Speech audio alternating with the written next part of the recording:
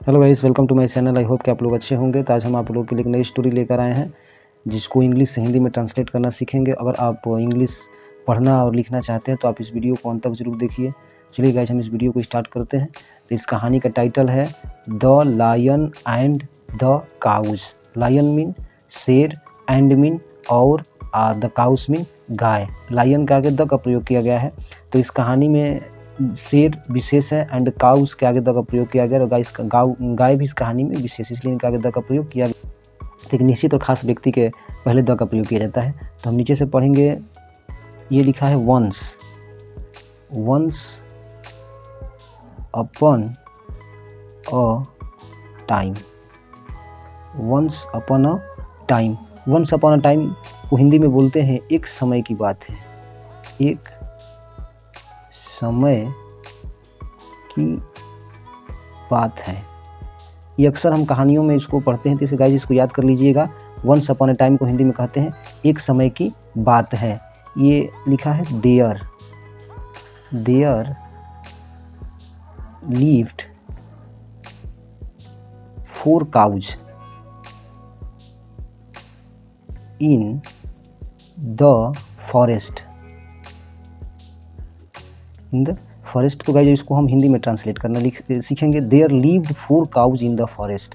तो सबसे पहले हम देयर को समझेंगे। देयर क्या है? तो देयर एक मीनिंगलेस वर्ड है जिसका कोई अर्थ नहीं होता है।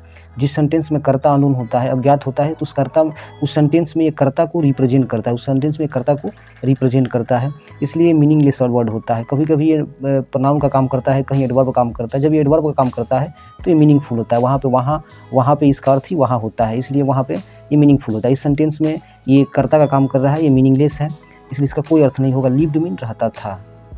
लिव्ड मीन रहती थी, ये गाय के लिए आई है ना, तो रहती थी। 4 मीन 4 और काउ मीन गाय। 4 काउज है। इन मीन में और forest mean jungle.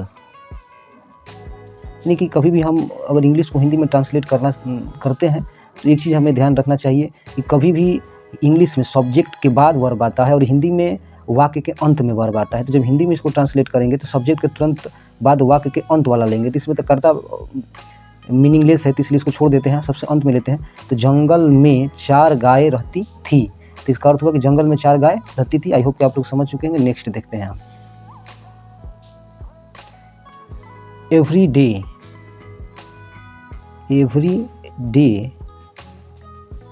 they used to graze together in a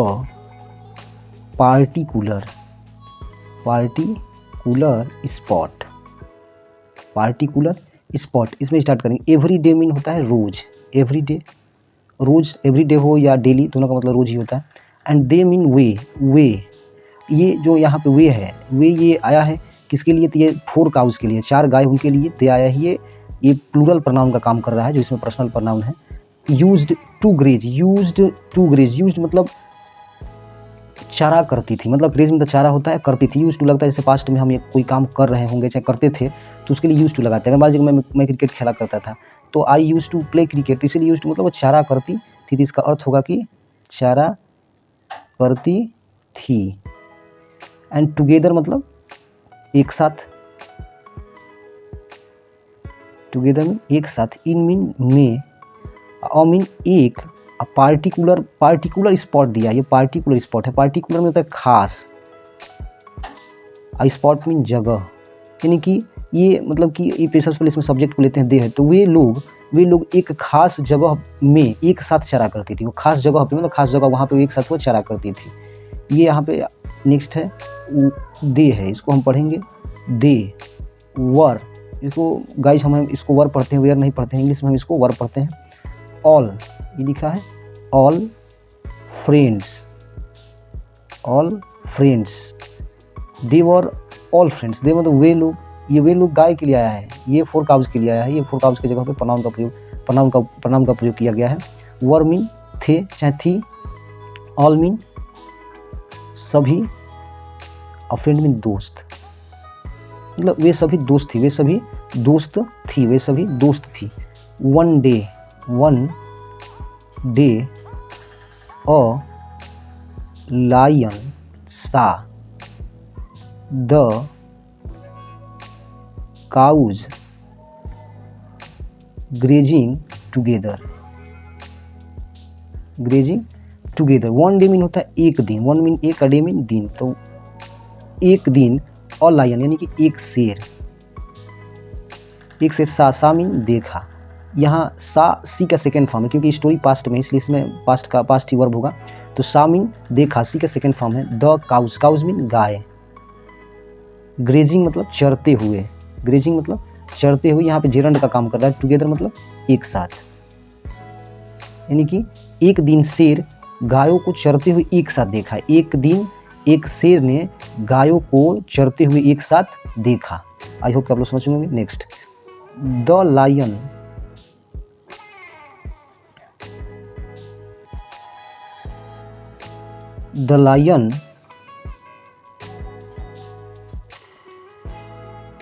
wanted to eat them. The lion wanted to eat them. The lion wanted to eat them. The lion means शेर, wanted mean चाहा, to mean के लिए preposition है, to का प्रयोग preposition मतलब खाना, मतलब खाने। देम उन लोगों के, देम जो प्रयोग किया गया है मतलब उन लोगों को, गायों के लिए आया है। उन लोगों को मतलब उन लोगों मीन गायों, शेर उन लोगों मतलब गायों, मतलब वो शेर गायों को खाने के लिए चाहा। So he went to catch them, यानी कि ये सो मीन होता है इसलिए, सो मीन इसलिए, चाहे देयर फोर मीन भी इसलिए होता है दोनों। ही मीन वह क्यों, किस लिए आया है, किसके लिए आया है, तो ये आपको लायन के लिए आया है, शेर के लिए आया है। शेर मेल जेंडर से शेर के लिए ही आया है, इसलिए वह। वेंट मीन गया, ये गो का सेकेंड फॉर्म है वेंट। टू मीन के लिए प्रीपोजिशन है, के लिए। कैच मीन पकड़ने, कैच मीन पकड़ने। देम मीन उन लोगों को, उन लोग किन लोगों को, उन लोगों मतलब गायों को, यानी कि इसलिए वह, इसलिए शेर गायों को पकड़ने के लिए गया। When the cows saw the lion, यानी कि व्हेन जब, काउज मीन गाय, सा मीन देखी, द लायन मीन शेर, यानी कि जब गाय शेर को देखी, या ऑल ऑफ देम, यहाँ पे दिया है all of them. Fought, fight का सेकेंड फॉर्म है फॉट, फॉट विद हिम, ये समझेंगे। ऑल ऑफ देम मतलब ऑल ऑफ देम लिया है, मतलब उस, मतलब सभी लोग, मतलब गाय उन सभी लोग मतलब सभी गाय, उन सभी लोग मतलब गाय, मान लीजिए उन सभी मैंने उन सभी ने, ये उन सभी ने इसको मानते हैं, उन सभी ने फॉट हिम, फॉट मीन लड़ी, उन सभी ने लड़ी, विद मीन के साथ, हिम मतलब उससे, यानी कि उससे किसी शेर से। हिम ये शेर के लिए आया, लायन के लिए आया, और ये ऑल ऑफ देम मतलब सभी, उन सभी ने शेर के साथ, मतलब उससे, उन सभी ने उससे साथ लड़ी, यानी कि गायों ने शेर के साथ लड़ी। The lion had to run away, यानी कि द लायन होता है शेर, हैड टू, ये पूरा हैड टू, कि हैड टू मीन होता है पड़ा चाहे पड़ी होता है। जैसे कि, जैसे मान लीजिए बोले कि I have to go to market, मुझे बाजार जाना पड़ा। I have to go to school, मुझे स्कूल जाना पड़ा। तो इसलिए आई हैव टू मतलब पास्ट में जो काम हमें पड़ता है, जो मतलब हमें फोर्स पे पड़ता है कि नहीं, करना पड़ता है, तो इसीलिए हैव टू का प्रयोग करते हैं। तो the lion had to run away, पड़ा, रन मीन रन अवे मतलब भाग गया, यानी कि शेर को भागना पड़ा, वही शेर को भागना पड़ा। रन अवे मतलब भागना, सो भागना ही मानिए, भागना, यानी कि शेर को भागना पड़ा। A few day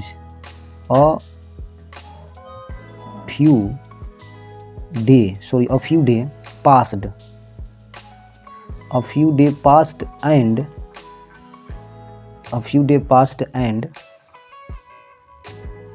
the cow quarreled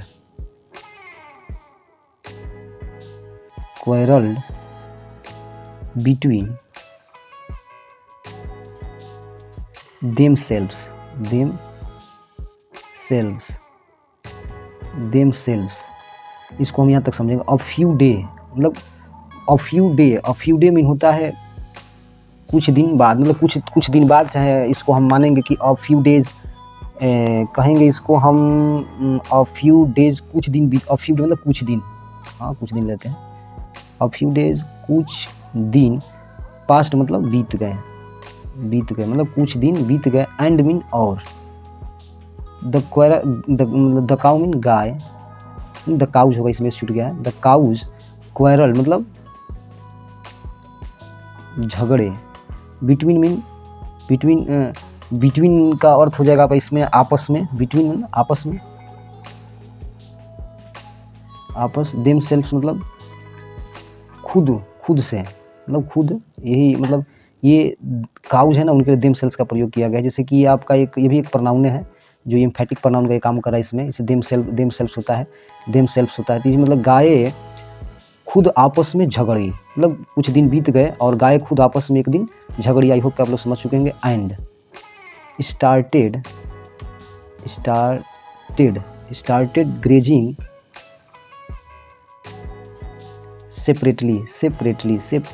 separately पढ़ेंगे, सेपरेटली, यानी कि स्टार्टेड मतलब शुरू की, स्टार्टेड मीन शुरू की, ग्रेजिंग मीन चरना, अलग अलग, यानी कि और वो अलग अलग चरना शुरू की, वन बाई वन मीन अर्थ होता है एक एक करके, लायन किल्ड ऑल ऑफ